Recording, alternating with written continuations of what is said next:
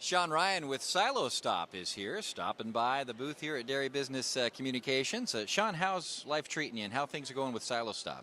Excellent. 2013 has been an excellent year for us. Producers are really gaining speed with the product. Things are heading in the right direction.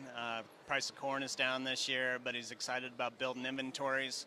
So it's definitely been a huge year for us. The dairy industry is definitely more exciting this year than it has been in the past. So a lot of good opportunities. I hope more of these producers take advantage of these products and do better with their forage coming this year and further on. Sure, you mentioned the price of feed is a little bit better than it has been, so and the proper storage of feed is always important. Can you give us some tips, maybe what you're seeing out there that people can maybe correct on when they're storing their feed?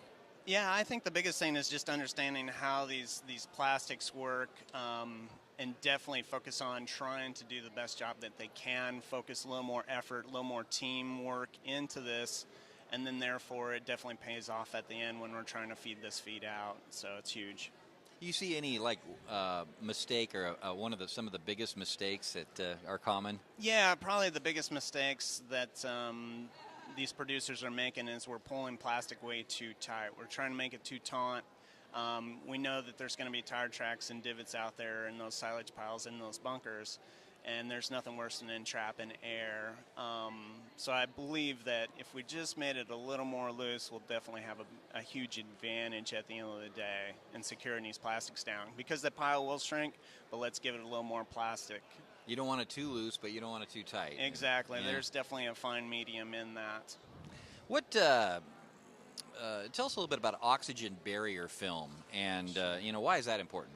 Sure. The key thing with that is definitely looking back at the past technology and where that's coming from, and especially with us, it basically all started with the food and meat packaging end of it, and then taking that technology and then bringing it to the farmer, and that's been a huge advantage at the end of the day. Mm-hmm. And should dairy producers, when they're purchasing the silage plastic, what can you tell them about that? The biggest thing is paying attention to the actual data that's out there in the market, and going with a product that has published data and white sheets behind it. If it doesn't have that, I would be a little bit skeptical that it can provide the level of barrier that the producer needs in order to save that forage. And Silostop can help with that, obviously. Yeah, absolutely. It's exciting going into 2014 because it'll mark our 10th year anniversary of the product. So we're super excited for that. I mean, it means a lot to us. Should mean a lot to our producers who do use our products. So yeah.